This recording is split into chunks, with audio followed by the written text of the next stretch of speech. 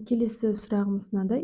Яғни осындай реакция теңдеулер берілген, осыларды теңестіріп, қандай реакция типіне жататындығын анықтау керек. Бірінші біз реакция теңдеулер теңестіріп шығайық. Ең бірінші алюминий мен хлордың реакциясы. Алюминий хлоры 3 түзілген. Алюминийға қараймыз. Яғни алюминий біреу, яғни индексі 1. Реакциядан кейін алюминий біреу тең болып тұр. Хлорымыз 2, яғни индексінде мінекей 2 тұр. Реакциядан кейін 3 тұр. Теңесу үшін осы 3-ті мына алдына қоямыз. Сол кезде 3 көбейту 2 6. Яғни реакцияға дейін 6 хлор болды. Реакциядан кейін 6 болу үшін алдына 2 қоямыз. 2 көбейту 3 6 хлор 6 болды. Сол кезде алюминийдің саны өзгерді. Алюминий 2 болды. Реакциядан кейін 2 болып қалды. Теңесу үшін мынау реакцияға дейінгі алюминийдің алдына 2 қоямыз. Сол кезде реакциямыз теңесті деп айта аламыз. Және де бұл реакцияның типі қосылу реакциясына жатады. Өйткені қараңыз, 2 жай зат қосылып, бір күрделі затты түзіп тұр. Яғни бұл реакция типі қосылу реакциясы. 2 жай зат қосылып, бір күрделі затқа айналса, ол қосылу реакциясы болып табылады. Одан кейін мынау реакцияға қарайық. Бірінші кальцийді қараймыз. Кальций реакцияға дейін біреу, дейін, кейін деп айтып отырмын. Яғни мынау стрелкаға дейін, бұл реакцияға дейін деп айтылады. Осы стрелкадан кейінгі заттар бұлар реакциядан кейінгі өнімдер деп айтылады. Сондықтан да дейін, кейін деп айтып отырмын. Кальций реакцияға дейін біреу, реакциядан кейін біреу. Бірдей. Оттегіміз біреу, реакциядан кейін біреу. Тең. Реакцияға дейін сутек біреу, реакциядан кейін 2. Сондықтан да мына жерде 2 бар. 2 теңесу үшін мынаның алдына 2 қоямыз. Сол кезде 2 сутек бір-біріне тең. Енді осы мына сутек тең болды. Енді қасындағы хлорға әсер етеді. Өйткені қараңыз, бір коэффициент екеуіне де тиісті. Сол кезде хлордың да коэффициенті 2 болды. Реакцияға дейін 2 хлор, реакциядан кейін 2 хлор. Яғни тең екендігін көруге болады. Яғни бізде реакция тең. Бұл жерде реакцияның типі қараңыз, кальций мен хлор кетті, H пен O кетті. Яғни бұл жерде алмасу реакциясы болып табылады. Жай ғана орындары ауысты. 2 күрделі заттар арасында алмасу реакциясы өтеді. Яғни қараңыз, кальций хлормен, яғни бір-бірінің орнын алмасты. Жай ғана орындары алмасты. Оттек пен сутек қосылып, екеуі орын алмасты. Оттектің орнына келіп хлор келді. Орындары алмасу арқылы осындай қосылыстар түзілді. 2 күрделі зат түзілді. 2 күрделі зат әрекеттесіп, 2 күрделі зат түзілсе, бұл алмасу реакциясы деп аталады. Қарапайым тілде осылай жаттап түсініп алсаңыз болады. Одан кейінгі реакциямыз, қараңыз, купрум С4 қосылған цинк тең, цинк С4 купрум теңестірейік. Бірінші купрум біреу, реакциядан кейін біреу тең, С4 біреу, С4 біреу, цинк 1, цинк 1. Яғни бұл жерде реакция тең екендігін көруге болады. Ешқандай коэффициент қоюдың қажеті жоқ. Бұл жерде бір күрделі зат пен бір жай заттың әрекеттесу реакциясы орын басу реакциясы деп аталады. Яғни мынау металл, жай зат, бізде мынау күрделі заттың құрамындағы металдың орнын басып, нәтижесінде тағы күрделі зат және жай зат түзіледі.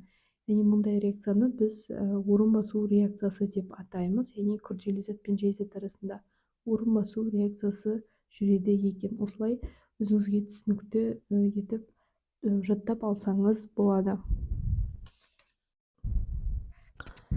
Келесі реакцияларды қарастырайық. Бұл жерде бірінші натрий, қараңыз, мынау күрделі зат, натрий HCO3 деп тұр. Бұның өзі 1, 2, 3, 4 элементтен тұратын күрделі қосылыс екендігін көруге болады.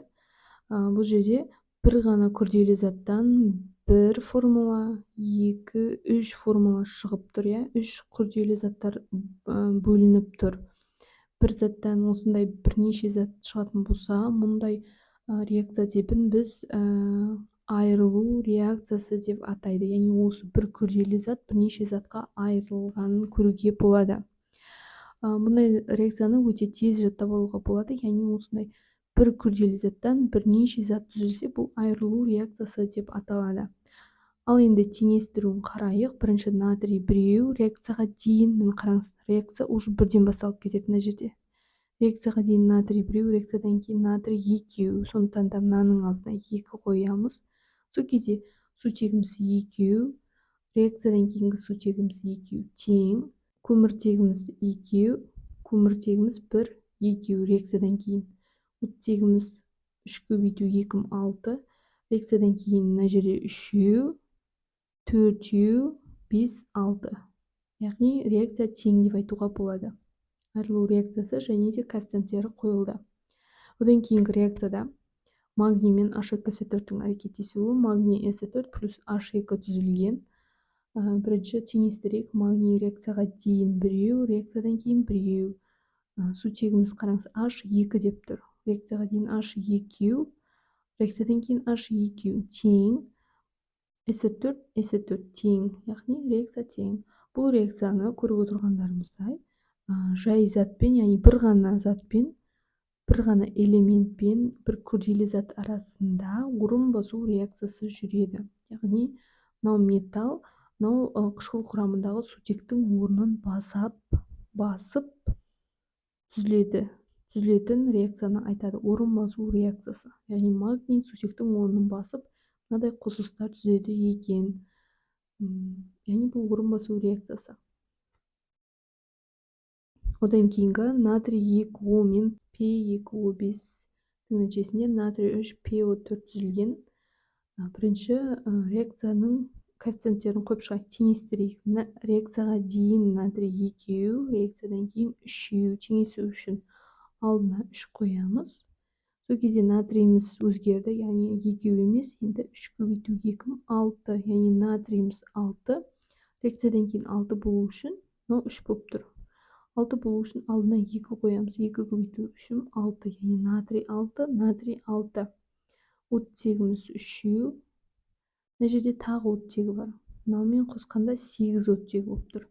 Мына жерде реакциядан кейін оттек 8, яғни 2 көбейту 4, 8. Яғни реакция тең екендігін көруге болады. Және бізде P2 тең, яғни реакция тең. Бұл жерде қосылу реакциясы, яғни 2 күрделі зат қосылып, бір затты түзіп отыр. Яғни бұл қосылу реакциясы болып табылады. Бұл жерде немесе 2 жай заттың қосылу нәтижесінде бір күрделі зат болуы мүмкін, немесе 2 бірдей күрделі заттың қосылып бір жай затқа айналуы, бұл қосылу реакциясы деп аталады. Егер сізге осы реакция типтері түсінікті болатын болса және реакция теңестіруді түсініп алған болсаңыз, міндетті түрде комментарийге жаза кетіңіз.